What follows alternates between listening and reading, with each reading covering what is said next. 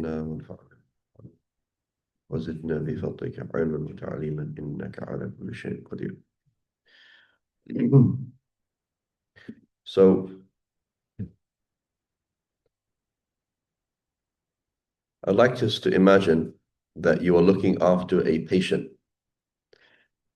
You have a patient you needed to pick up. They just fell off a bike, for example, and they're conscious, semi-conscious, and you're looking after them. And then the ambulance comes and picks you up, and you're looking after this patient.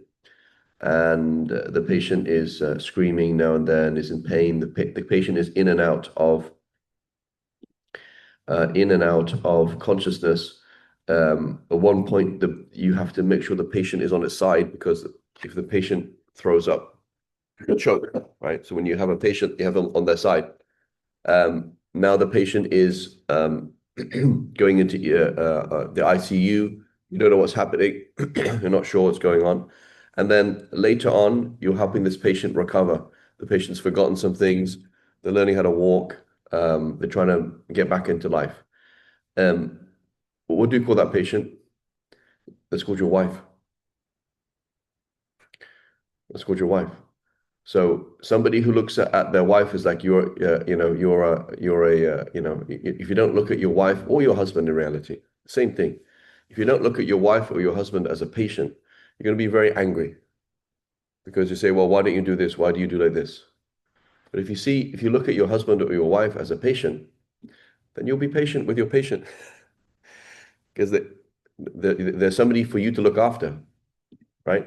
So what the Prophet ﷺ saying, he says, "Kullukum ra'in wa kullukum mas'ulun an ra'iyatihi." Every single one of you is a shepherd, and you'll be asked about your sheep. So you're there looking after your sheep. You're not shouting at your sheep, right? The Prophet ﷺ, he said, pride is in people who own horses and camels, and humility and calmness is in people who own sheep. Because, right, you have a big animal, you become proud. I have this big horse, it's very powerful. Sheep, it's you have to be very patient with the sheep. And the sheep are not amazing, but you can benefit from the sheep, right? You can benefit but you have to be very patient, you have to be gentle, right? And the Prophet ﷺ told us, he said, pray in the sheep pen, but don't pray in the camel pen. So when you pray next to the sheep, is there going to be things on the floor? Will there be some other things here? It smells, but it makes you humble. If you go, so this is how you view things. Many people, they're not there to do khidmah. Brother Mas'ud, many times he told me, he said, I don't want to go to the masjid. It's too difficult. It's too hard. It's not worth it. So what is Mas'ud's relationship with the masjid is not worth it. But it's called khidmah, that's why. The overall, it's not worth it. Right? And so somebody who tells us like this marriage isn't worth it. Are you here to do khidmah? No, you go somewhere else. That's not called, you're not in the right relationship. These kids are not worth it. You're here to do khidmah, right? You're here to give and not to receive. So if you're here to receive, go somewhere else, right? And a man, you can do that, right? You don't like your wife, divorce her, get another wife, have 100 wives, why not? Get married every 2 weeks, it's fine. But you never learned the lesson there. You're always on a lower level of akhlaq, right? So whenever it's important to change the way you look at things, right? It's important to change the way people look at things, and the same thing with a wife, is you look at each other. I'm looking after a patient. That's what I'm doing. I'm helping this patient, and I'm playing a game. It's a card game, and it's called wafa. It's called being loyal. I'm looking after this patient, even if they throw up on me. I'm looking after this patient, even if they can't remember that I picked them up. They don't remember that they had fallen, I picked them up. They don't remember, right? Even they have issues, even they don't, the patient doesn't do what helps the patient, let alone what helps me. So the patient is harming himself, saying, don't do this, you need to do this. They don't do it. Because it's difficult being a patient. So you have to be patient with the patient, right? So this is called akhlaq, right? Allahu a'lam. Okay, so we had stories yesterday about people being unrealistic about marriage. I'm going to skip a few things here. Um,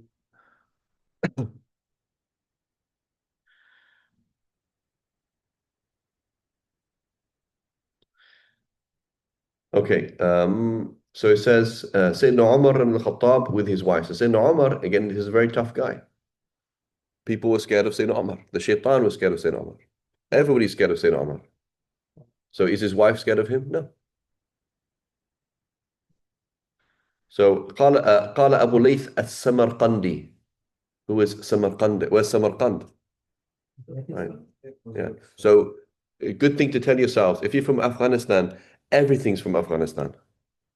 Right? If you go and look at, not everything, but if you look at kind of like the books that we have in Islam, the deen has been written and recorded and commentated and expounded upon in Khorasan and in Spain. That's the deen. Then the Mongols came and destroyed Khorasan, and then it changed. And the Muslims in Spain killed each other. And then the Kuffar came in, and now we have wine and who are football players. Who's a famous Spanish football player? I don't know. Messi. Messi, is he Spanish? Yeah. Okay. So we have wine, Messi, bullfighting, and La Cucaracha. Right, that's about it. Right? But Spain was a Muslim country 800 years. Right? So if you think about, 800 years is a long time. And huge scholars, right? So when you say a Samarkandi, everything's from Samarkand, right? If you look, someone so a Shashi is from Tashkent in Uzbekistan, Tashkent.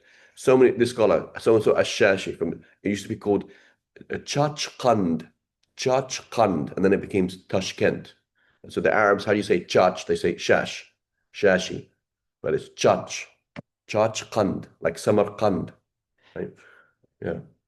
And so many scholars, this scholar, that scholar, so many scholars from Tashkent, from Maro.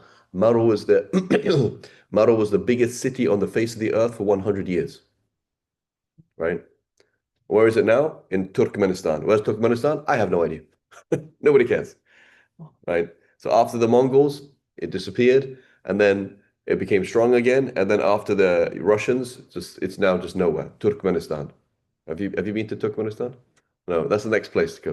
Yeah, it's the It's same, not, same region. but it's a crazy place to go. Yeah. It's not very safe. They say tourists don't go there. It's basically still communist, basically. And nobody can. It's a bit of a crazy place. But these are like when you say Maro, Imam Ahmad's from Maro, Abdullah Mubarak is from Maro. Everybody's from. You say Al Marawiza, like it's a very very important place. The biggest city on the face of the earth for 100 years. That's how important it was. And now it's nothing. Yeah, it's important. And even before Islam. Right? Even before Islam, the history of the history of the Persians is very long. Oh, it's a huge kingdom. Right? So Abu Layth as-Samarqandi, he says, ذكر أن رجل جاء إلى عمر بن الخطاب يشكو إليه زوجته. He says a man came to Umar ibn Khattab complaining to Umar ibn Khattab about his wife. فلما بلغ بابه, he came up he was going to knock on Sayyidina Umar's door. سمع امرأته أم كلثوم تطاولت عليه. He heard Sayyidina Umar's wife shouting at him. He heard Sayyidina Umar's wife shouting at Sayyidina Umar. And not just shouting at him, being rude. تطاولت, it's rude. فقال الرجل إني أردت أن أشكو إليه زوجتي وبه من البلوى مثل ما بي. He says, I wanted to go and complain to him about my wife, and he's in the same situation. فدعاه عمر رضي الله عنه فسأله. So Sayyidina Umar said, why did you knock on my door? Why did you come? فقال إني أردت أن أشكو إليك زوجتي فلما سمعت من زوجتك ما سمعت رجعت. He says, I wanted to complain to you about my wife, but when I heard your wife, heard your wife saying what she said, I just went home. فقال عمر رضي الله عنه إني أتجاوز عنها لحقوق لها علي. He says, I overlook things. I overlook I overlook her mistakes because of her rights that she has over me. أولها هي ستر بيني وبين النار. So why have I forgiven her? Number one, she is a barrier between me and the hellfire. فيسكن بها قلبي عن الحرام, because my heart is safe from the haram through her. والثاني أنها خازنة لي إذا خرجت من منزلي. Number two, she looks after things. She looks after things for me. When I leave my house, I can trust her to look after things. وتكون حافظة لمالي, she looks after my money. والثالث أنها أنها قصارة لي تغسل ثيابي. She looks after she does all this housework. So a very important point. What do all people do? With Allah's blessings, we forget Allah's blessings, right? You say, when was the last time your liver stopped working? I don't know. When was the last time your what's it called? Pituitary, what's it called? The word? Pituitary gland in your head, which tells you how much water you need and how much should you secrete, and if you're thirsty. Forgive me for pronouncing it wrong. When did it stop working? I don't know. So Allah subhanahu wa ta'ala, that you go through every single thing in your head. You just go one cell in your body. There's so many six very important things that happen in each cell. We always forget. We never think about it, and we never thank Allah subhanahu wa ta'ala for these things. And the same thing with other people. There's all these people in the world that do lots of things for you, but we never think about it. We never think about it. So a very useful thing to do is just go in your head and just think about all the good things that your wife or husband have done for you. Just think like, how many times has she washed a plate? Like, how many plates has she washed? You know, and just add it all up. How many times have it said, just find something. How many times has she smiled? Okay, she's always shouting at me, but how many times has she smiled? Just count that, right? So is the cup half full, or is the cup half empty? The negative person says the cup is half full. The cup is half empty. There's not even a cup. Say, well, it's half full. Look at the good things and don't look at the bad things. Right? والرابع,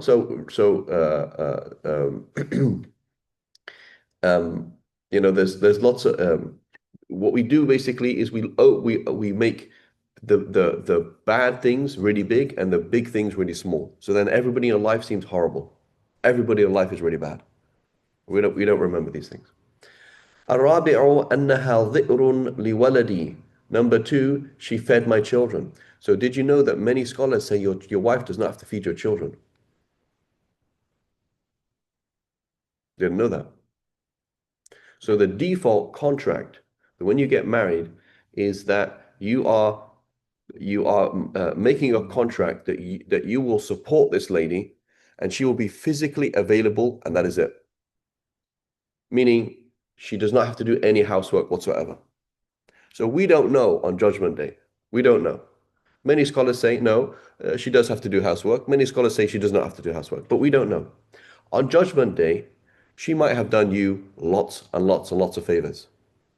Because according to some scholars, she's only obliged to basically be physically available, conceive, have the baby, and then give I think it's called the hind milk. No, colostrum, sorry, the colostrum. Colostrum is like is a type of milk that comes out the first 2 or 3 days of when she gives birth. After that, she says, that's not my job. I don't have to wake up for the baby. I don't have to clean the baby. I don't have to feed the baby. I don't have to take the kids anywhere. Many scholars say that.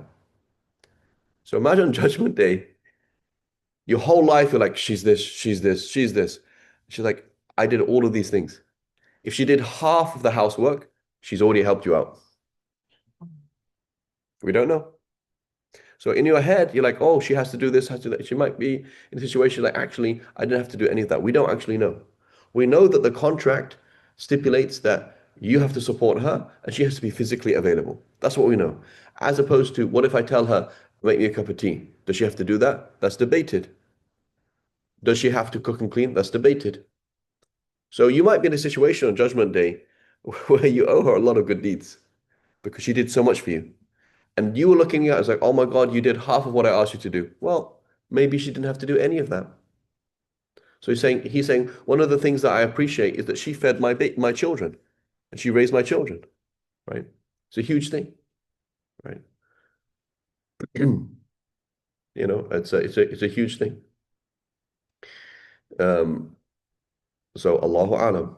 والخامس أنها خبازة طباخة. Number two is that she makes bread and she makes bread and she cooks. So this is a word to the wives for sisters. Let's go back 100 years. What was it like being a mother 100 years ago? Do you have a microwave? No. Did you have wood? You have a wood oven, you have to go and get the wood, right? So I remember my mum describing this, women in India she saw. It's like these women are doing, I don't know how much exercise a day, a ridiculous amount of exercise every day. So you have to go and get the wood, you have to go and get the water. So you're carrying kilos and kilos and tons of water. You're going to have to walk far while planting and this and that, hand wash every single thing, hand iron every single thing, right? Clean every single thing by hand. There's no vacuum cleaner. There's no this. There's no that. So, uh, you know, um, we're all adults here. The woman says, "Oh, I don't want to have a shower. I don't want to wet my hair." It's like, sister, in the past, you had to go and have a cold shower, right? So the only place where you get hot water, what do you call it in Farsi? The place where they have that public bath. What's it called? Hammam. Hammam in Arabic. Same thing as Arabic, right? So that's not every day, is it? So how are you going to shower? How are you going to make ghusl? Get cold water. That's what you do. So hey, you have a sister today. She says, "Oh, I just did my hair. I don't want to make ghusl." Right? You understand what I'm saying? Right? She said, "I don't want to make ghusl." It's like in the past, imagine like here in California. California is not cold country. Like it's 40 degrees outside. You go make ghusl. It's freezing.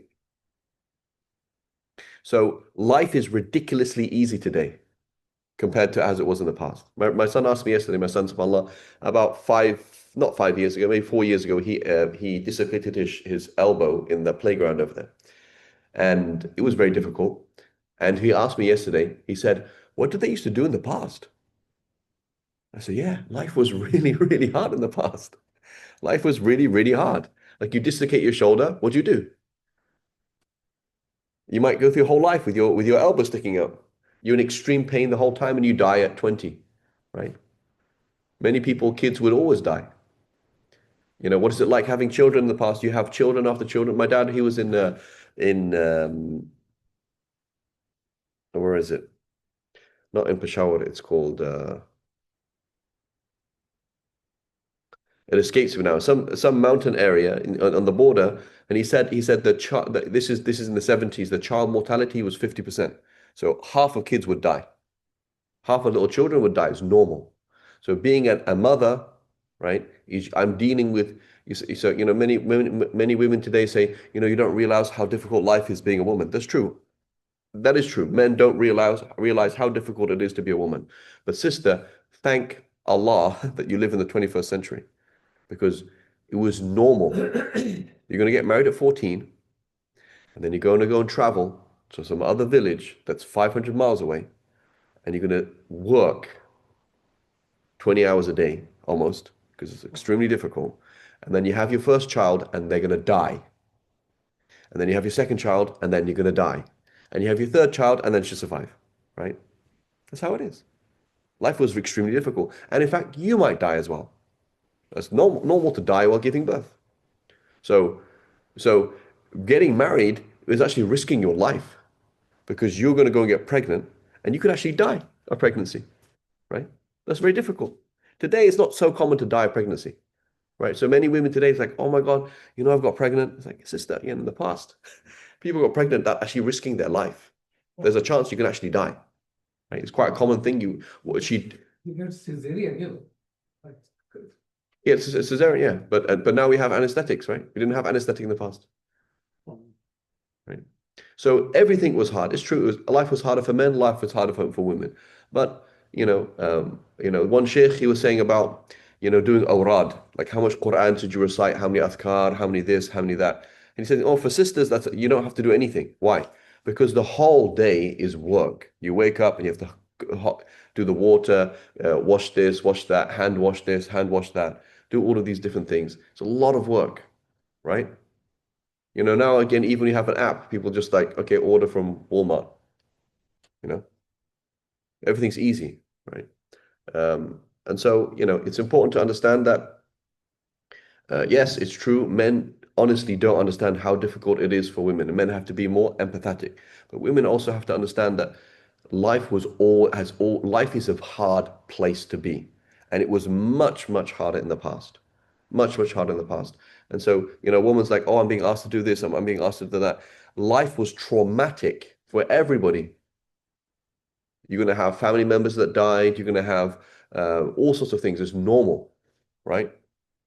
You know, Sayyidina, the Prophet ﷺ basically adopted Sayyidina Ali because there wasn't enough food. It was a normal situation.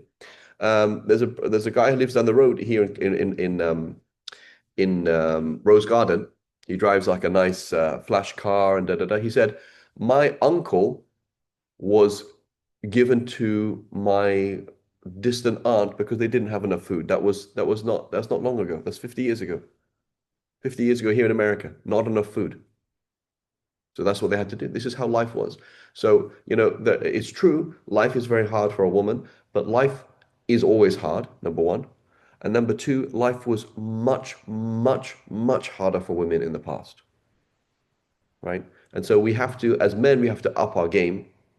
We have to, you know, increase our tolerance level and be more masculine. Women as well, they have to up their game a little bit because a lot of the time they're being asked to do things and it's not that difficult, you know, compared to how things were in the past. Right? فقال الرجل إن لي مثل ما لك فما تجاوزت عنها فأتجاوز. So then the man said, so she said, what? She protects me from the hellfire. She she what? She looks after my house. She does my laundry. She fed my kids. She cooks my meals. And khalas, I'm going to forgive her. It doesn't matter, right?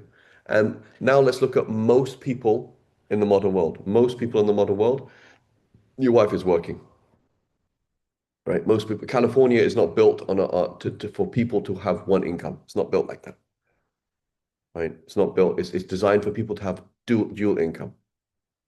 She's bringing in 4, he's bringing in 5, 9. Okay, we're good. But he's bringing in 4,000. It's not enough. You can't survive.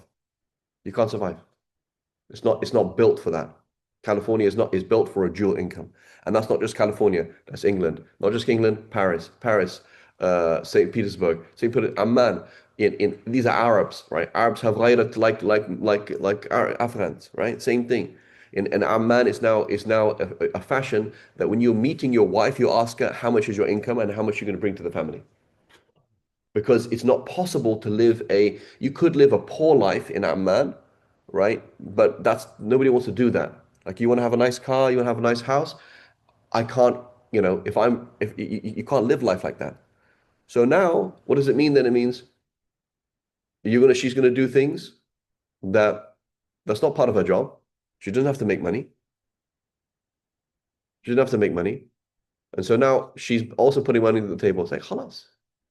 She's doing a million things that she doesn't have to do. So overlook things. Overlook things, right? And Abdul Razak San'ani, who was Shi'i, by the way, he narrates in his Musannaf from Ibn Uyayna, from a Sheikh minhum an. So very important principle. Many people, they are very extreme in the way that they think. They think if this Sheikh isn't perfect, then he's the Dajjal. That's how people think, right? If the Sheikh isn't perfect, then he's a Dajjal. Is that true? No. So we spoke yesterday, the list, I want a wife who's like this, who's like this, who's like this, who's like, doesn't exist. There's no Sheikh that is perfect. This Sheikh, oh, I saw him do this. Okay, he's a human like you. This Sheikh, he did this. This Sheikh is from this group. Every Sheikh is from some group. This Sheikh, he studied in this place. You know, Farid Dingle, he studied in Jordan. You know, the king of Jordan, he did this. Oh, Sheikh Farid. You know, Sheikh Farid, he's English. You know, Ingles, you know, these people are crazy, right? Everybody has a problem. So what people do is like, oh, you heard about this sheikh? Well, who cares? Every sheikh, what about you? You have problems? You have problems, right? So every sheikh take, say, Imam Malik said this. He said, every single person you take from him and you leave from him. You take something he says and you leave other things he says, apart from this person. And he pointed at the grave of the Prophet ﷺ. Every single person. Sayyidina Umar had certain fatwa that are wrong. He had certain fatwa that were wrong, and everybody disagreed with him. It happened. So there's nobody who's perfect. So here, this Abdul Razzaq Sanani, he was Shi'i, and people were like, "Oh, I don't like his hadith. I don't like him." But that's not logical. If he has hadiths that are useful, take them. If he's telling you about cursing Sayyidina Abu Bakr and Sayyidina Umar and saying these things, ignore him. That's how he is. So he narrates, he said, جاء جابر بن عبد الله إلى عمر يشكو إليه ما يلقى من النساء فقال عمر إنا لنجد ذلك حتى إني لأريد الحاجة. Okay, we did this quote before. I'll read it again. So he says, Jabir ibn Abdullah. So I'll give you an example with Jabir. Jabir radiallahu anhu, he had a number of little sisters. They were young and his parents had passed away. So when he got married, he married an older woman, and the Prophet said, "Why did you marry an older woman? Like, why didn't you marry a young one?" The Prophet he said, "Ya Rasulullah, I have little sisters and I need somebody to look after them." So Jabir radiallahu anhu is going to a relationship where I'm asking you to be a mother for my sisters. That's not part of the job of a wife. It's not part of the job of the wife. So do you think Jabir was okay with some things? She gets grumpy, she gets angry, she gets upset, she gets frustrated, she says things that she shouldn't say. Say, of course, I married you to be a mother for my daughters. That's not called marriage. So I'm getting something from you. I have to overlook some things, right? And unfortunately, what many people do is they treat their wives worse than slaves, right? So I remember once I was in I knew a Bengali family. So in this Bengali family, the oldest, the parents stay with the oldest brother. And the wife of the oldest brother is the slave of everybody. So she cooks and cleans for the husband's parents and the husband's siblings. So imagine your wife washing your little brother's underwear.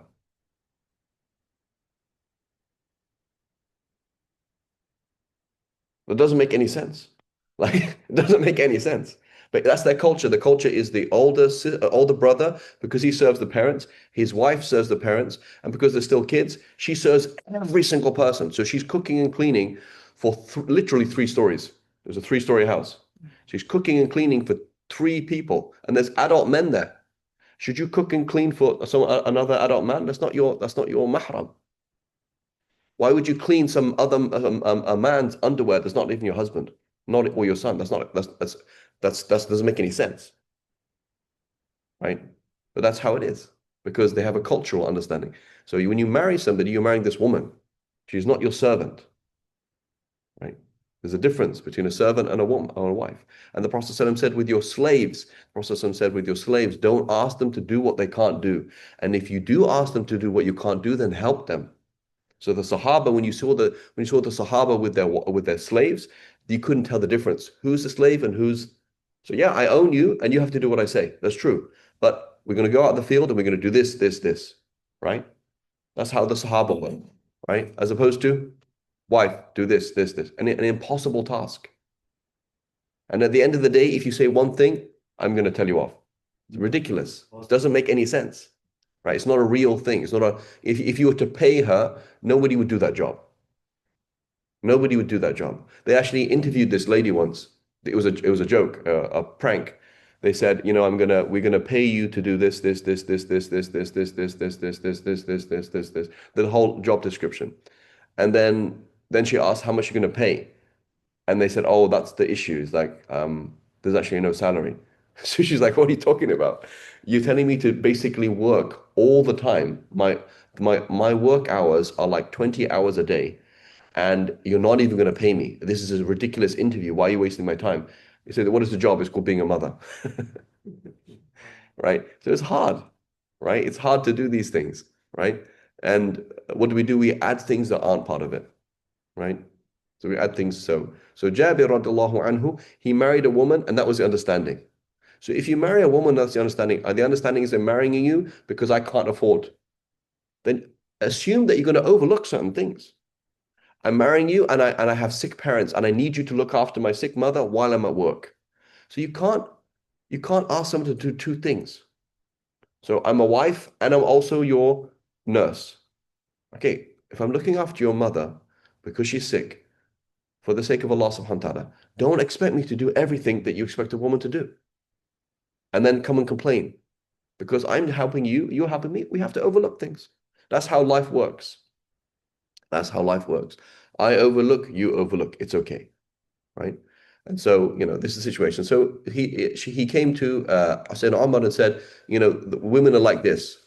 فقال عمر إنا لنجد ذلك. He said same thing, same story. Every single person is the same.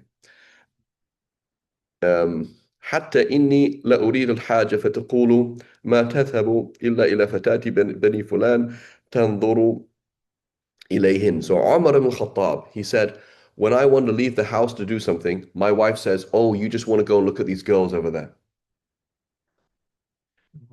Right? Does he get angry and beat them up? No. He just, khalas, that's how they are. Right? It doesn't make any logical sense? No. Right? It doesn't make any logical sense. Why would I, Umar ibn Khattab, go and lie to you and then say, I'm going to go and look at some girls somewhere? It doesn't make any sense. But that's how ghaira is. That's how people think. Right? And so he's just patient with it. فقال له عبد الله مسعود أما بلغ أن إبراهيم عليه السلام شكا إلى الله دري خلق Sarah. He says, we've quoted this before. So Abdullah Mas'ud, he commented, he says, haven't you heard that Sayyidina Ibrahim complained to Allah about how the bad akhlaq of Sayyidina Sarah? So Sayyidina Sarah is the mother of Ismail, mother of a prophet. She's this amazing woman. فقيل لها إنها sorry, of Ishaq, my apologies. Sarah is the mother of Ishaq. فقيل لها إنها خلقت من الضلع. She has been created from the rib. So the rib is not straight. So I want a woman who's straight. I'd say, do this, she does this. I explain something to her, she understands. It's not like that. It's just not like that. And there's another thing, and I didn't have time to talk about this before, is that many people, they don't understand that people change. So one sheikh, he said, the only thing that doesn't change is change. So you had a conversation with your wife 10 years ago and you solved something. Now it comes up again. Why? Because she's not the same woman. Every year, you're a different person. She's a different person. And so people, they're immature and they say, I don't want to deal with change. You have to deal with change. Why? Because your wife is not an app. Your wife is not a computer. Your husband is not a computer, right? The relationship will change. You have to change with the change. Everything's changing. When you were in your 20s, when you're in your 30s, 40s, 50s, 60s, 80s, it's not the same relationship. And you have to appreciate that, right? So a woman is not like that. She doesn't think in the way that we think. Her logic is not the same as our logic. Lakum deenukum waliya deen. Right? You have to be like that, right? فَالْبَسْهَا عَلَى مَا كَانَ مِنْهَا وَمَا لَمْ تَرَى عَلَيْهَا خَرْبَةً فِي دِينِهَا فقال عمر لقد حشى الله بين أضلاعك علما كثيرا. So Abdullah Mas'ud told Sayyidina Umar, he said, haven't you heard that Sayyidina Ibrahim complained to Allah subhanahu wa ta'ala about the bad akhlaq of Sarah? And and then Allah subhanahu wa ta'ala told Sayyidina Ibrahim, she was created from a rib. And so accept her as she is, as long as you don't see problems in her deen. Right? Meaning outwardly. So there was a man, for example, he said, after my wife gave birth, many women after giving birth, they change a lot. She went through postpartum, so her, actual depression. So she said, please do not come home. I don't want to see you. So he's like, okay. So he stopped coming home. And then he used to come home just to visit the kids, etc. And then she said, don't come home on the weekend either. It's like, okay, because I have men coming to my house. So he's like, okay. So now he's asking the question. He's like, this is the situation I'm in. My wife is cheating on me with all these different men, and I don't know what to do. And I say, whose fault is that? Whose fault is that? Why did you accept that? For her sake, forget you. Forget your own sake. Why did you accept for her sake? So it's one thing to be patient. Here's a woman, she just gave birth. Some women for up to 2 years they can be in depression after giving birth. So she's 2 years of depression. 2 years is very, very difficult. You're trying to sleep at night, that she's trying to sleep, it's very hard. And on top of that, she's going through depression. Okay, be patient. But that doesn't mean allow her to ask you to leave the house. That doesn't mean allow her to have some man go to her house. Oh, it's okay. I have to be. That's not okay for her. That's like a kid who says, you know, excuse me, my son, he had a car accident, so I'm going to let him not wash his teeth for the next 2 years. And he can watch violent films and inappropriate films for the next 5 years. And he can eat junk for the next 5 years because he had a car crash. That doesn't make any sense. So obviously, if your son has a car crash and you say, what, pray your prayers, be a bit gentle. Like, he doesn't want to wash his teeth right now. He doesn't want to go to school. Okay, he just had a car crash. But that doesn't mean you allow him to do something that harms him. Why would you do that? So there's a big difference between you overlooking your rights and you protecting her from harming herself. She got depressed and she's turned to drugs. That's okay, be patient. It's not okay. She's turned to alcohol. She took off her hijab. That's not good. She stopped praying. So there's a big difference between I am a shepherd and it's okay for the sheep to step on my foot. I don't mind. But the sheep is now trying to jump into the river and kill itself. The sheep is now trying to make friends with the wolves. That's not good. So there's a big difference being patient, meaning I will overlook my rights and I will be patient with any abuse or language or bad adab. It's okay. But he said, as long as you don't see a problem in her deen, she's now going to do something that harms her own self. That's not good for her out of looking after her, right? So people they don't understand the difference, right? They don't understand the difference, right? So our relationship to your wife is like a relationship to the child. It's okay if the child is rude to me. I don't mind. I don't care. But the child needs to have adab to me because the child needs to know adab. There's a difference. And I'm going to talk to the child tomorrow. Sit down and say, do you think it's okay in Allah's eyes that you talk to me like that? I don't care. I have no problem with you being rude to me. But Allah is asking you to show respect to me. So the same thing, the haqq of the wife, that she be guided. So patience doesn't mean you don't guide your wife. That doesn't make any sense. Patience means I don't mind. I forgive you. But this is going to harm you. Right? So Sayyidina Umar, he said something clever. He said, لَقَدْ حَشَى اللَّهُ بَيْنَ أَضْلَاعِكَ عِلْمًا كَثِيرًا. Because the story is about the rib, right? He said the woman's created from a rib. Like she's not straight. You try to make her straight, she's not straight. That's how she is. So Sayyidina Umar, he made a pun. He said, Allah subhanahu wa ta'ala has filled the areas between your ribs with knowledge. The heart, and you filled this whole area with knowledge, right? He made a little pun there. Right, inshallah, we'll stop here, inshallah ta'ala. وصلى الله على سيدنا محمد وعلى آله وصحبه وسلم.